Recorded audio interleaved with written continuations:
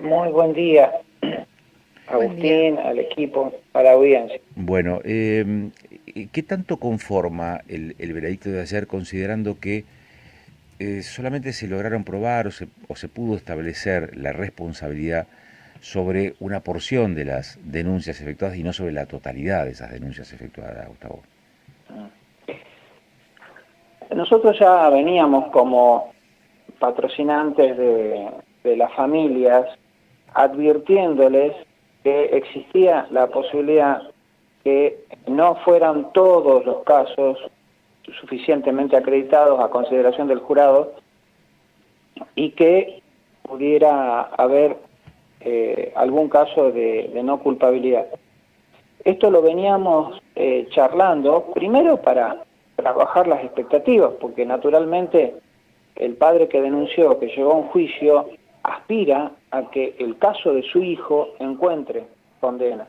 Esto es algo natural, lógico, pero nosotros como abogados teníamos que ser lo suficientemente objetivos y responsables en medir esas expectativas en función a la capacidad probatoria.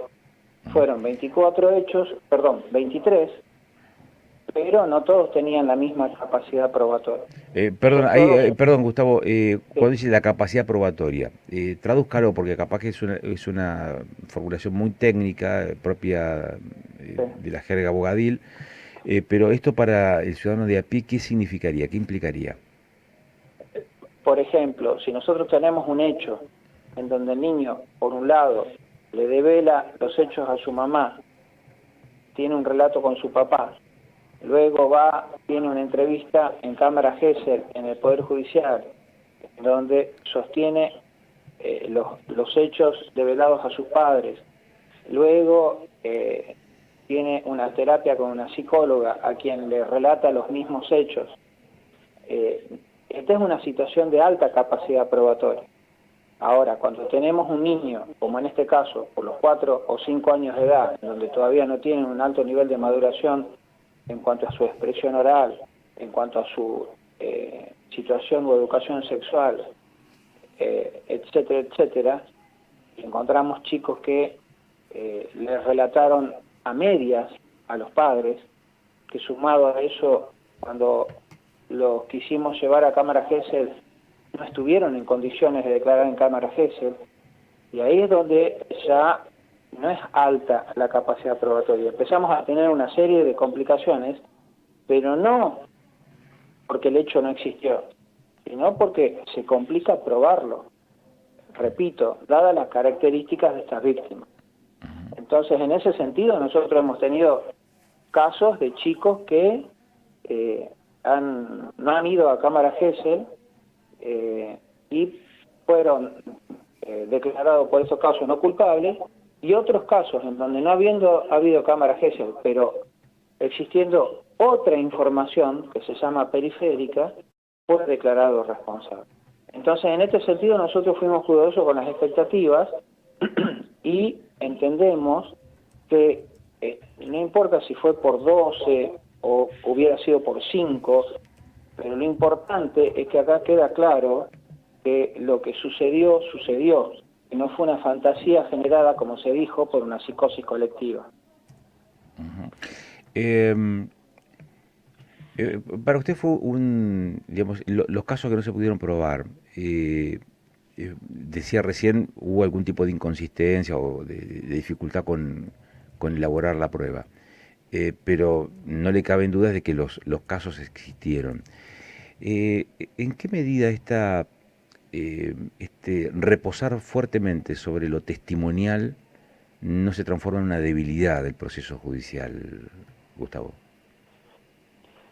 Y en algún punto, para quienes tienen la carga probatoria, la obligación de probar los hechos, es un condicionante, es un condicionante. Pero lo que se puede concluir de este juicio del Jardín 31 es que si bien lo ideal sería que el menor pueda llevar su relato a una entrevista en Cámara Gesell ante una profesional psicóloga experta en testimonio del niño, No llega a ser esto un impedimento pleno.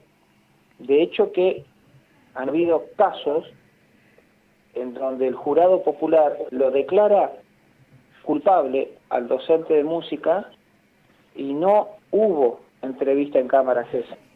De allí la importancia de recurrir a otras fuentes probatorias, a que haya correspondencia. Si el niño le relató a 3 personas de su confianza, ver en qué condiciones se lo relató, ver que estas personas no hayan contaminado su relato, ver que haya habido una correspondencia, un sostenimiento en el tiempo, en el relato.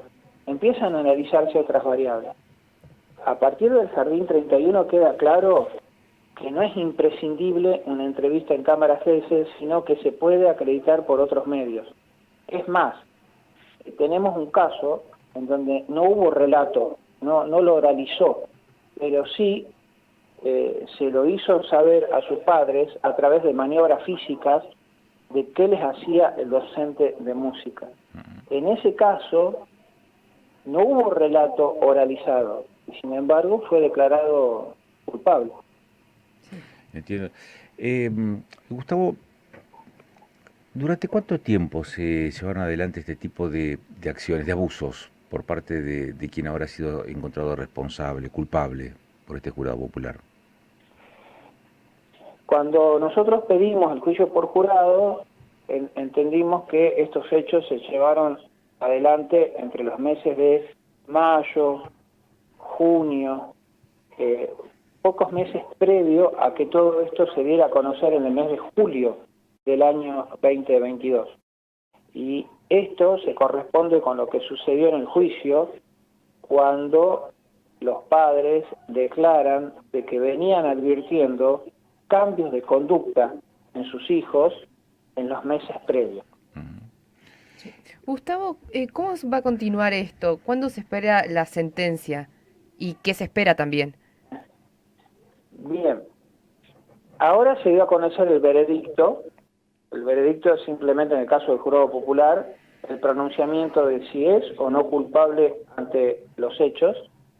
De acá a unos pocos días, el juez técnico, el juez profesional, el doctor Juan Manuel Quez, que dirigió el juicio por jurado, va a emitir una sentencia escrita. La sentencia no es más ni menos que la posición de cada una de las partes acusadoras de la defensa y una referencia a quienes declararon y las instrucciones que se les impartió al jurado para que puedan ir a deliberar. Esto de las instrucciones es muy importante porque fue la guía con la cual el jurado fue e hizo un análisis de cada caso teniendo en cuenta una serie de recomendaciones. Luego se haga conocer esa sentencia escrita por parte del juez técnico, va a haber un plazo de hasta 5 días para que las partes ofrezcan pruebas para la fase siguiente, que se llama juicio de cesura, que es una audiencia en donde se va a ir a litigar sobre, casualmente, el monto de la pena. Y para sostener un pedido de pena hay que probar el nivel de agravantes que hay y eventualmente si hay algún atenuante respecto de las consecuencias del hecho. Ya no se vuelve a analizar la conducta de abuso sexual, sino que ahora vamos a analizar las consecuencias que provocaron en esos niños esa conducta por la cual fue declarado responsable. Claro. Gustavo, después que termine, digamos, todo esto que acaba de relatar, para el docente que está encontrado responsable de todo esto, ¿hay alguna posibilidad de que